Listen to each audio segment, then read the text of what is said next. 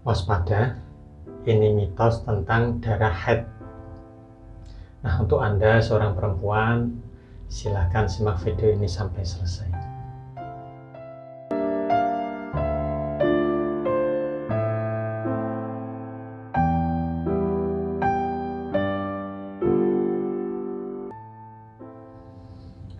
Assalamualaikum warahmatullahi wabarakatuh. Salam sejahtera. Semoga hanya kebaikan yang selalu menyertai kita semua. Amin, amin ya rabbal alamin. Nah, dalam kesempatan kali ini saya akan sharing perihal mitos tentang darah haid. Nah, ketika seorang wanita sedang datang bulan atau menstruasi, itu ada banyak mitos yang beredar di masyarakat. Nah, itu sudah sejak zaman dahulu jika seorang wanita haid atau menstruasi itu selalu dikait-kaitkan dengan perkara mistis. Namun kebanyakan lebih ke arahnya itu ke negatif. Nah, seperti tidak boleh ini, terus kemudian tidak boleh itu. Ya, itu sangat wajar sekali karena ketika seorang wanita haid itu bisa dikatakan sedang tidak suci, jadi tidak bisa leluasa seperti saat tidak haid atau sedang suci. Nah, berikut ini adalah beberapa mitos yang berkaitan dengan darah haid Nah, yang pertama itu adalah darah haid itu bisa digunakan untuk media pelarisan dagang atau jasa. Nah, untuk penjelasan ini itu sudah pernah saya uraikan di video saya sebelumnya. Silahkan Anda bisa cari di kolom pencarian YouTube. Anda cari jimat pelarisan dagang dengan media darah haid rawan. Nah, itu mitosnya bisa menjadi fakta karena banyak yang menggunakannya. Namun untuk saran saya, jangan sekali-kali mencobanya, karena ada efek negatif itu banyak sekali dan sangat berbahaya.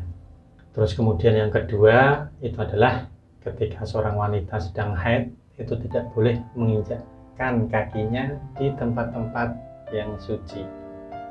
Nah, mitos ini ada benarnya juga karena khawatir jika darah tersebut itu jatuh mengotori tempat suci. Nah, tempat suci ini itu bisa jadi tempat ibadah atau tempat-tempat sakral. Nah, untuk teman-teman yang beragama muslim tentu sudah paham jika wanita itu sedang haid itu tidak diperbolehkan untuk memasuki ke dalam masjid. Lalu yang ketiga itu adalah ketika seorang wanita haid itu mudah kerasukan. Nah, untuk yang ini saya rasa kok hanya mitos. Tidak saat haid saja, jika saya bandingkan seorang wanita itu lebih mudah kerasukan daripada seorang pria. Nah, itu tidak peduli sedang haid ataupun tidak. Terus kemudian yang keempat itu adalah darah haid yang ada di bekas pembalut itu harus dibuang dengan rapi. Jika dibuang sembarangan itu bisa mendatangkan malapetaka. Nah, saya pernah sharing dengan beberapa teman spiritual saya konon ada beberapa jenis makhluk gaib yang menyukai bekas darah haid tersebut. Ya, untuk pastinya saya kurang tahu untuk kejelasannya seperti itu apa gimana lah. Namun untuk efek negatifnya itu seperti yang sudah saya katakan tadi, bisa mendatangkan bala untuk si wanita yang sembarangan membuang bekas pembalut. Terus kemudian yang kelima, yang terakhir itu, bisakah darah haid itu digunakan sebagai media pelet? Jawabannya bisa. Sebenarnya itu lebih kepada anggota atau bagian dari tubuh. Nah, itu semua bisa digunakan sebagai media pelet. Ya, seperti rambut dan kuku. Nah, dalam hal ini darah haid itu juga bisa digunakan. Dan masih banyak lagi untuk mitos-mitos atau misteri yang berkaitan tentang darah haid, akan tetapi tidak bisa saya sebutkan satu persatu, mohon maaf. Nah, saya rasa cukup itu dulu ya yang bisa saya sampaikan berkaitan dengan mitos tentang darah haid perempuan.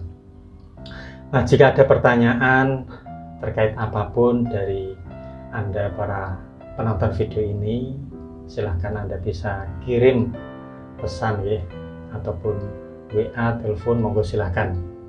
Untuk nomornya sudah saya cantumkan di video kali ini. Lalu jangan lupa pula untuk Anda subscribe channel ini, karena masih banyak sekali video yang menarik yang saya untuk Anda lewatkan. Nah, saya Ramdhani pamit undur diri. Wallahul muwaffiq ila aqwamit thoriq. Wassalamualaikum warahmatullahi wabarakatuh. Alhamdulillah. Allahumma shalli ala Muhammad.